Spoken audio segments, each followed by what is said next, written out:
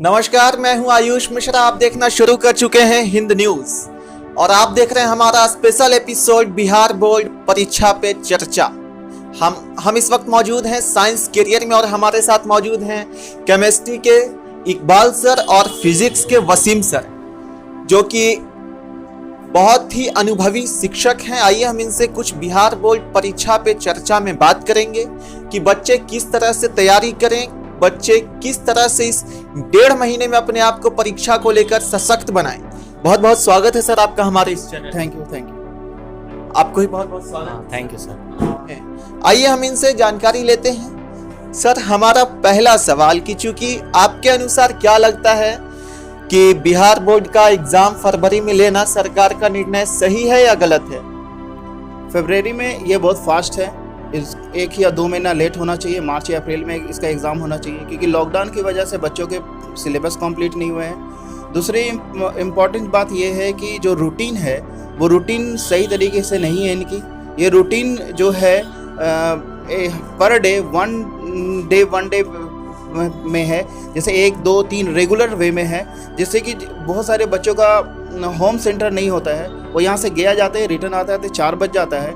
2 घंटा 3 घंटा उनको फिर टाइम मिलता है और फिर सुबह 6-7 बजे यहाँ से जाना होता है। तो ऐसे हालत में उनकी सही से तैयारी नहीं होती, वो बहुत थके हालात में होते हैं। तो कम से कम रूटीन के बीच में गैप देना चाहिए, जैसे सीबीएसई बोर्ड गैप देती है 2-3 डेज कम से कम इनको गैप देना चाहिए, जिससे बच्चे प्रॉपर वे में कुछ तो तैयारी कर सकें। क्योंकि एक तो इतना जल्दी ले रहे हैं और रूटीन बहुत बुरी हालत है। तो ये बिहार, चूंकि हमारा सवाल ये भी है कि कोरोना अभी पूरी तरह से देश से गया नहीं है और अभी इसके वैक्सीन तो आ गए हैं, लेकिन पूरे देश में इतना जल्दी वैक्सीनेशन होना संभव नहीं है एक साथ। और तो क्या फरवरी में एग्जाम लेना सरकार का निर्णय सही है, क्योंकि अभी तक शिक्षण संस्थान खुले तक नहीं है? देखिए, सरकार एक तरफ बोलती है कि कोरोना है, दूसरी तरफ इलेक्शन कराती है, सारा ओपन है, हर एक चीज़ ओपन है। तो उस वे में कैसे है, ये सरकार की नीति है। अगर सरकार कह रही है कोरोना, तो फिर एग्ज़ाम लेना बिल्कुल भी बेकार है। एग्ज़ाम लेना ही नहीं चाहिए था अभी, क्योंकि पहले खोलना चाहिए था सारा इंस्टीट्यूशन, उसके बाद कुछ कर सकते थे वह। लेकिन अगर आप देख रहे हैं एक तरफ सारा ओपन है, हर एक चीज़ ओपन है, तो इंस्टीट्यूशन वगैरह भी सब खुलना चाहिए। साथ साथ बच्चों का प्रॉपर वे में तैयारी करवाने का मौका देना चाहिए, उसके बाद एग्ज़ाम लेना चाहिए, जब उनका पूरा डर खत्म हो जाएगा कि कोरोना नहीं है। ठीक। अच्छा सर, हमारा दूसरा सवाल कि क्या इस लॉकडाउन और कोरोना महामारी में बच्चे उस तरह से तैयारी कर पाए हैं जिस तरह से उन्हें करना चाहिए था? क्या वो एग्ज़ाम में बैठने के लिए तैयार हैं? नहीं, मुझे नहीं लगता कि अभी बच्चे उतने प्रिपेयर्ड हैं। जैसे सर ने बोला कि फरवरी में नहीं होना चाहिए था एग्ज़ाम, थोड़ा एक्सटेंड होना चाहिए था, क्योंकि हर चीज़ के साथ मतलब कुछ ना कुछ कंसेशन रखा गया है।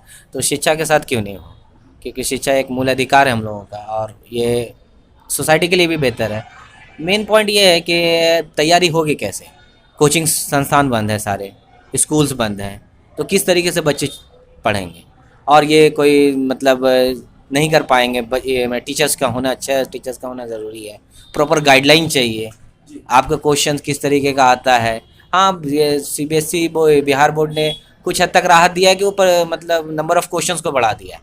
चलिए, वहाँ तक तो रियायत है, लेकिन जो होना चाहिए तैयारी, वो बच्चों का प्रॉपर तैयारी नहीं है। मतलब 1-2 महीना और एक्सटेंड होता तो अच्छा होता, इससे बेहतर हो तैयारी हम लोग करा सकते थे। ठीक है ना, ये मेरा राय है। सर, चूँकि जिस तरह सीबीएसई बोर्ड ने अपने सिलेबस से 30% सिलेबस को कम किया है, क्या बिहार बोर्ड को भी ऐसा करना चाहिए था? बिल्कुल, 30% सीबीएसई बोर्ड ने जैसे क्लियर किया, वैसे बिहार बोर्ड को भी क्लियर करना चाहिए कि मेरा सिलेबस क्या है और हम एग्ज़ाम का पैटर्न किस वे में ले रहे हैं। अब एग्ज़ाम को 1 महीना भी लगभग बचने वाला है और उसमें अभी तक क्लियर पैटर्न सामने नहीं आ पाया। वही पुराने पैटर्न की बात कर रहे हैं ये, और 30% भी रिडक्शन की बात नहीं की है, क्लियरली इन्होंने बात नहीं किया है। तो कम से कम करना चाहिए, जिससे बच्चों को कुछ तो राहत मिलती। ठीक है। अब सर, चूँकि 1 से 1.5 महीने बच रहे हैं बच्चों के एग्ज़ाम के लिए, तो वो अब किस तरह से पढ़ाई करें? चूँकि मूल मंत्र अब क्या सीखें कि एग्ज़ाम में अच्छा अंक प्राप्त कर सके? चूँकि लॉकडाउन में कई सारे ग्रामीण क्षेत्र ऐसे हैं जहां स्मार्टफोन अभी तक नहीं है, जिसके कारण ऑनलाइन पढ़ाई भी नहीं कर सकते हैं। तो वो किस तरह से अब अपने आप को प्रिपरेशन तैयार रखें?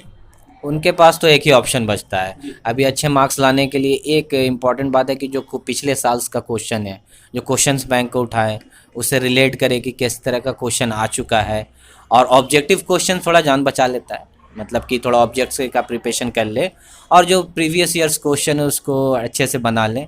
तो मुझे लगता है कि नंबर ऑफ़ क्वेश्चन ज़्यादा होने की वजह से मतलब इजी हो सकता है बच्चों को, यही एक तरीका है। इसके अलावा क्या होगा कि अभी वो अब जब गो थ्रू स्टार्ट से पढ़ना शुरू करेंगे तो हेक्टिक हो जाएगा। पूरा एक बड़ा सिलेबस है, छोटा मोटा सिलेबस नहीं होता है फिजिक्स केमिस्ट्री मैथ्स का, तो एक बड़ा सिलेबस है, तो उसको रिड्यूस करने का यही एकमात्र तरीका है कि क्वेश्चंस बैंक को ले, नंबर ऑफ़ क्वेश्चंस करे, अटेम्प्ट करे, और जो आया हुआ क्वेश्चन उसको बार बार रिपीट, जो क्वेश्चन आया उसको बार बार बनाए। तो इससे चांसेस है कि क्वेश्चंस आ सकते हैं और अच्छा तैयारी करने का ये हमारा साधन है इस टाइम पर।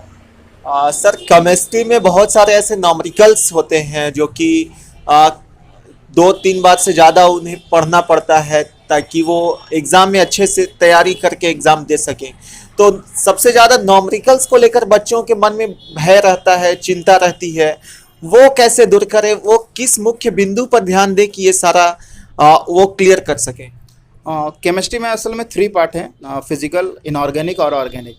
फिजिकल में कुछ न्यूमेरिकल्स आते हैं, तो उनमें से सॉल्यूशन चैप्टर है, केमिकल काइनेटिक्स और इलेक्ट्रोकेमिस्ट्री। इनमें से थोड़ा सा ध्यान से पढ़ लें वो बच्चे, तो वो वहाँ पे न्यूमेरिकल्स और उसके ऑब्जेक्टिव वो आसानी से कर सकते हैं, रिपीट टू रिपीट।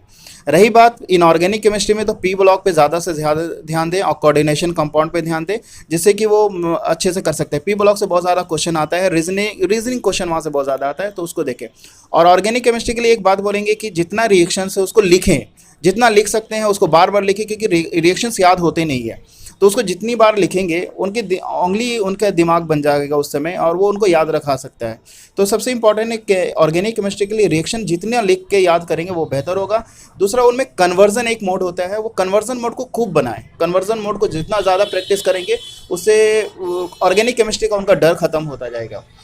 दूसरी चीज़, उनमें फर्स्ट 11 का कुछ पार्ट होता है, आइसोमेरिज्म है, IUPAC नेमिंग है, रिएक्शन मैकेनिज्म है, इनको थोड़ा अच्छे से वो डील कर लेते हैं, तो रिएक्शंस का डर और भी ख़त्म हो जाता है केमिस्ट्री के अंदर। तो अगर ओवरऑल ढंग से इसको थोड़ा सा ओवरऑल पढ़ ले तो बच्चे शायद अच्छा कर सकते हैं यहाँ पे। जी सर, चूँकि फिजिक्स में भी कई सारे ऐसे नॉमरिकल्स होते हैं जो कि बच्चों के दिमाग में टेंशन भर देते हैं, उनके मन में भय भर देते हैं कि चूँकि अब इतने कम समय में वो किस तरह से तैयारी करें। बिहार बोर्ड ने ज़्यादा ऑनलाइन क्लास चलाया भी नहीं है, तो किस तरह से अब वो अपने आप को तैयारी कर सकें? हम चैप्टर वाइज डिस्कस करें तो होता क्या है कि जैसे मान लीजिए 3-4 चैप्टर ऐसा जहाँ से लॉन्ग टाइप हमेशा पूछता है। इलेक्ट्रोस्टैटिक्स एक चैप्टर है, फर्स्ट चैप्टर है, ऑप्टिक्स हो गया, सेमीकंडक्टर हुआ, ये सबको अगर देखा जाए बार बार क्वेश्चन को रिपीट किया गया है, तो बच्चे क्या करें कि लॉन्ग टाइप क्वेश्चन जहाँ से आ रहा है वहाँ पर फोकस्ड कर लें, ठीक है, एक अभी तरीका है। फिर वहाँ पर से जाकर देखें कि 2 मार्क्स वाला जो क्वेश्चन है वो किस तरीके का आता है। तो बहुत सारा ऐसा चीज़ है कि जो पढ़ना नहीं है।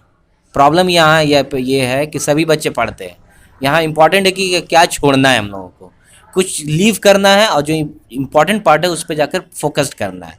जैसे हम इन चैप्टर्स का नाम मैं बता सकता हूँ, जैसे इलेक्ट्रोस्टैटिक्स पे खूब फोकस कीजिए, मैग्नेटिक इफेक्ट ऑफ करंट है, करंट इलेक्ट्रिसिटी है और ऑप्टिक्स है। ये 3-4 चैप्टर जो है जिस पे अगर कोई बच्चा कवर अप कर लेगा तो उसका समझ लीजिए 70-80% का लमसम में मार्क्स आ सकता है।